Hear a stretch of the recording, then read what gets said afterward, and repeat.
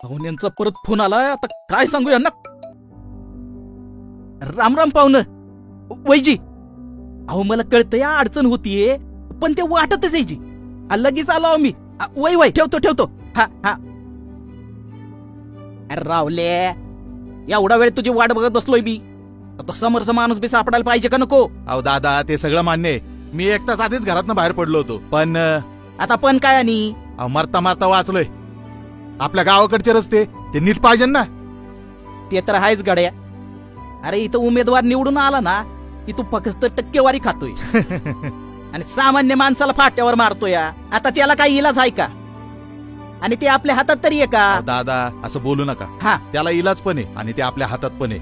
अरे काय म्हणतो? आणि कोणता इलाज? रामदास झोळ सर हा माणूस कोणतंही पद नसताना निस्वार्थपणे समाजहिताचं काम करतोय. आता मी त्यांच्या सोबतच उभा राहून मतदारसंघाची परिस्थिती बदलणार आहे. अरे काही इच्छा आहे का? आपण आहे ना सोबत.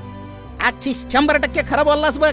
हा, चला बिगी तो माणूस कोळंबलाय. एक गोष्ट लक्षात ठेवा, जो सर्वांगीण विकासासाठी पुढाकार घेणार आपण त्याच्या सोबतच उभा राहणार. चला.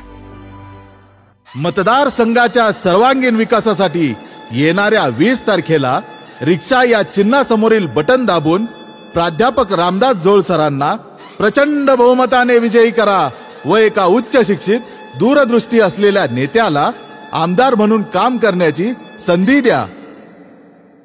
आपल्या मतदारसंघाच्या सर्वांगीण विकासासाठी, युवा पिढीच्या उज्ज्वल भविष्यासाठी, शिक्षण, आरोग्य, रोजगारासोबतच शेतकऱ्यांच्या न्याय हक्कासाठी, गोरगरीब जनतेच्या कल्याणासाठी, दलित, वंचित, शोषितांचा आवाज बनून गरजवंतांच्या आरक्षण लढाईत सदैव सहभाग नोंदवणाऱ्या आणि आरक्षण भेटलंच पाहिजे यासाठी संघर्ष करणाऱ्या प्राध्यापक रामदास मधुकर झोळ सरांना येणाऱ्या 20 तारखेला रिक्षा या चिन्हासमोरील बटन दाबून प्रचंड बहुमताने विजयी करू आणि आपल्या करमाळा माडा मतदारसंघाला सुजलम सुफलम बनवण्यासाठी दूरदृष्टी असलेल्या आपल्या हक्काच्या माणसाला आमदार म्हणून निवडून देऊ.